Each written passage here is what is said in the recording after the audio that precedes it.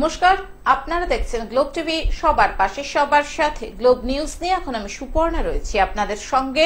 এক নজরে দেখে নেব আজকের বিশেষ বিশেষ খবর। সাকরাইলে তৃণমূল কংগ্রেসের নির্বাচনী সভা। শেহনাজ আলী রায়হানের সমর্থনে নির্বাচনী সভা। ইস্টার সানডে পালন। হঠাৎ দেখা দুই নেতার। নির্বাচনী প্রচারে ঝড় তুললেন সুকান্ত। শর্মিলা সরকারের সমর্থনে নির্বাচনী প্রচার।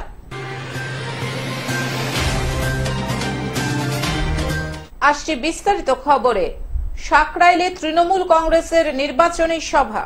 হাওড়ার সাকরাইল বিধানসভার চাপাতলা মোড়ে আসন্ন 2024 লোকসভা নির্বাচনে হাওড়া সদর কেন্দ্রের তৃণমূল কংগ্রেস প্রার্থী, সর্বভারতীয় তৃণমূল কংগ্রেস ক্রীড়া সেলের সভাপতি, অর্জুন পুরস্কার জয়ী প্রাক্তন জাতীয় ফুটবলার প্রসূন ব্যানার্জির সমর্থনে এক সভা অনুষ্ঠিত হল।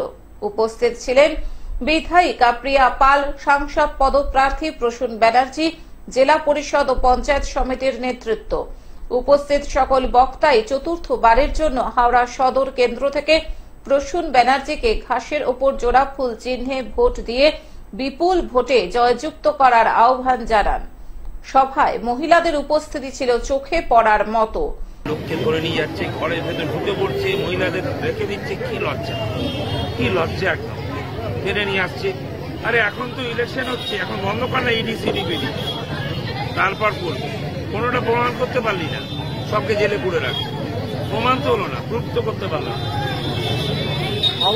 হাওড়ার মানুষ বলে থাকেন সিপিএম কোনো ভোট নেই, আর সিপিএম একটু ভোট পেলে আমরা খুশি।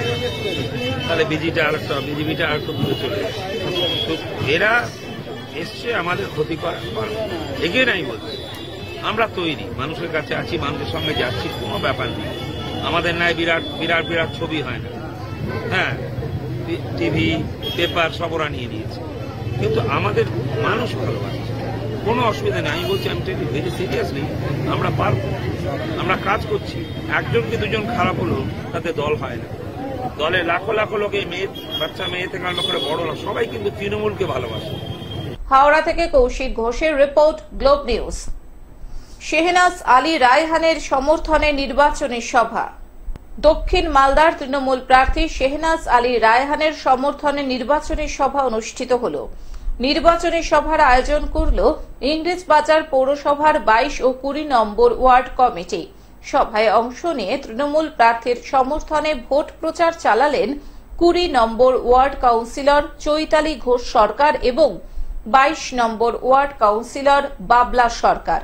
সর্বভারতীয় সভানেত্রী মমতা বন্দ্যোপাধ্যায়ের এবং সর্বভারতীয় সাধারণ সম্পাদক অভিষেক বন্দ্যোপাধ্যায়ের মনোনীত আমাদের উত্তর মালদার, আমাদের দক্ষিণ মালদার দুটো প্রার্থী ঘোষণা হয়েছে।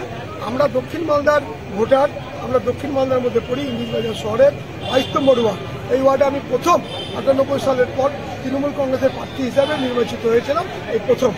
আমরা সেই শাহনওয়াজ সাহেবের জন্য আগামী যে নির্বাচন, আমার শুধুমাত্র 22 নম্বর ওয়ার্ডের বিভিন্ন কর্মী ক্লাব যারা রাস্তায় নেমে সিপিএম, বিজেপি, কংগ্রেসের বিরুদ্ধে লড়াই করে আমাকে নির্বাচিত করেছিল, তাদেরকে সম্মান জানানো এবং তাদের সেই শক্তি, তাদের সেই প্রয়াস, তারা সেবার রাত দিন খেটে বাবলা সরকারকে পরিচিত করে মমতা বন্দ্যোপাধ্যায়ের হাত শক্ত করতে যে ভোটদান করেছিলেন, সেটার পুনরাবৃত্তি করে রেহান সাহেবকে ভোট দিয়ে মমতা বন্দ্যোপাধ্যায়ের হাত শক্ত করতে এবং বাবলা সরকারকে রাজনৈতিকভাবে আরও দ্রুত শক্তিশালী করার আহ্বান জানানোর জন্য এই ওয়ার্ডের মানুষের সাথে ভাব বিনিময়ের একটা আয়োজন করেছে।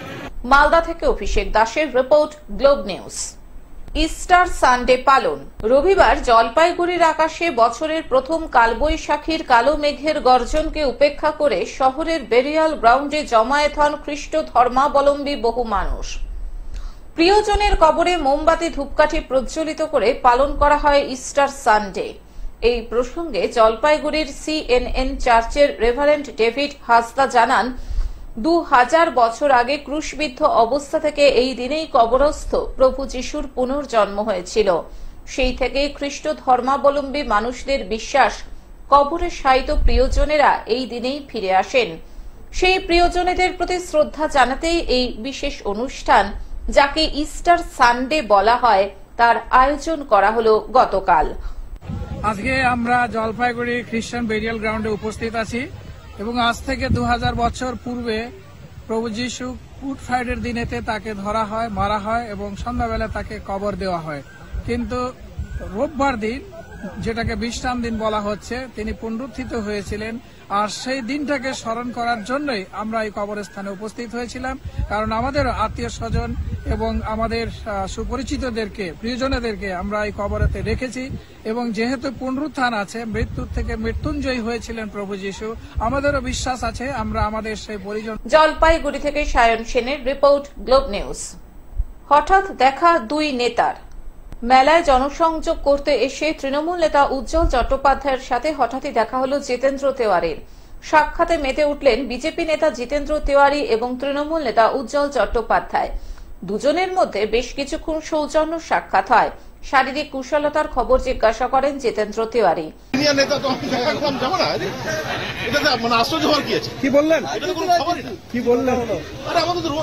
কথা হয়। আরে আসানসোলে আমার সিনিয়র নেতা, ওনার আন্ডারে আমি রাজনীতি করেছি, আমার দেখা হলো, আমি যাবো না? এটাতে আলাদা করে ভাবার তো কোনো কারণ নেই। পাশাপাশি দুজনেই দুজনার পরিবার সম্পর্কে খোঁজ খবর নেন। জিতেন্দ্র তেওয়ারি জানান যে আমাদের নিয়মিত কথা হয়, আজ হঠাৎ দেখা হলো, তাই কথা সেরে ফেললাম। অন্যদিকে উজ্জ্বল চট্টোপাধ্যায় জানিয়েছেন, মিঠানি গ্রামে শ্রী শ্রী রামকৃষ্ণ পরমহংসদেবের জন্মজয়ন্তী উপলক্ষে বিভিন্ন অনুষ্ঠান হচ্ছে বেশ কয়েকদিন ধরে। এখানে অনেকেই আসছেন, উনিও মিঠানি গ্রামে এসেছিলেন, সেখানেই হঠাৎ দেখা।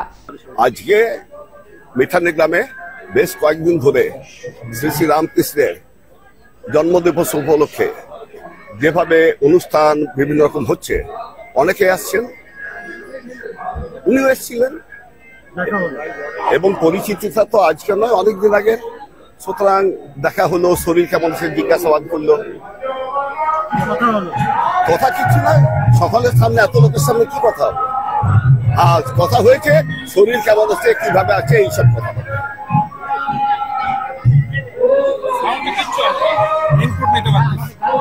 আসানসোল থেকে সৌমিত্র গাঙ্গুলির রিপোর্ট, গ্লোব নিউজ। নির্বাচনী প্রচারে ঝড় তুললেন সুকান্ত।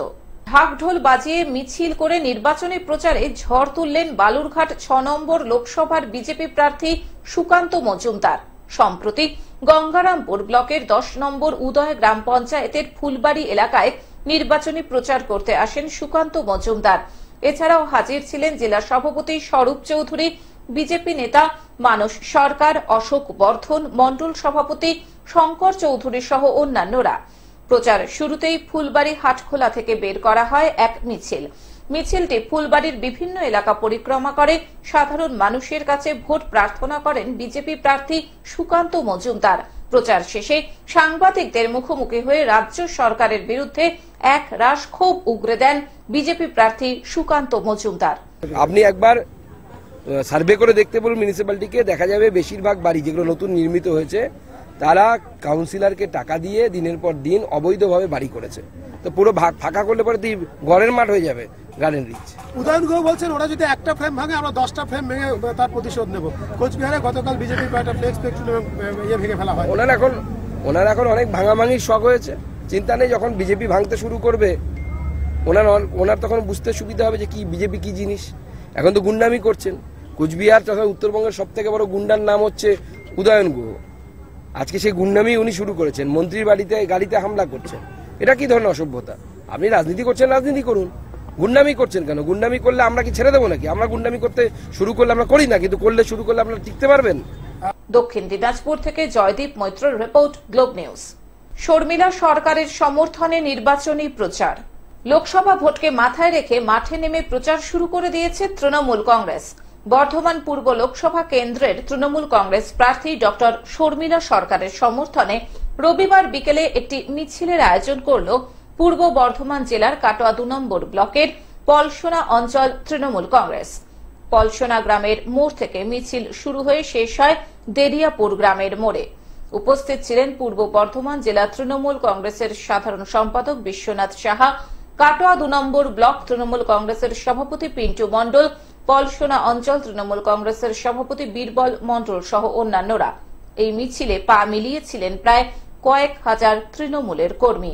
আসন্ন লোকসভা নির্বাচনে তৃণমূল কংগ্রেস মনোনীত প্রার্থী শর্মিলা সরকারের সমর্থনে কাটোয়া বিধানসভা এলাকায় সমস্ত অঞ্চলের সঙ্গে বলসোনা অঞ্চলে স্বৈরাচারী বিজেপিকে পরাস্ত করতে একটা পদযাত্রা সংগঠিত হয়। এই পদযাত্রা বলসোনা বাসস্ট্যান্ড থেকে গ্রাম পরিক্রমা করে দেরিয়াপুরের মোড়ে কাতারে কাতারে লোক এই মিছিলে পদযাত্রায় পা মেলান। এর জন্য বলসোনা অঞ্চল তৃণমূল কংগ্রেসের সভাপতি বীরবল মণ্ডল এবং কর্মীদের প্রতি আমি কৃতজ্ঞতা জানাই। আর যারা এই মিছিলে পা মেলালেন। কাটোয়া থেকে রাহুল রায়ের রিপোর্ট, গ্লোব নিউজ। এখন থেকে গ্লোব টিভি দেখুন আপনার স্মার্টফোনেও। গুগল প্লে স্টোর অথবা অ্যাপল স্টোর থেকে ডাউনলোড করুন গ্লোব টিভি লাইভ অ্যাপ এবং জিও টিভি অ্যাপ। এছাড়াও জিও ফাইবারেও গ্লোব টিভি দেখুন 1457 নম্বরে। আজকের মতন গ্লোব নিউজ এখন এই পর্যন্তই। দেখতে থাকুন গ্লোব টিভি, সবার পাশে সবার সাথে। নমস্কার।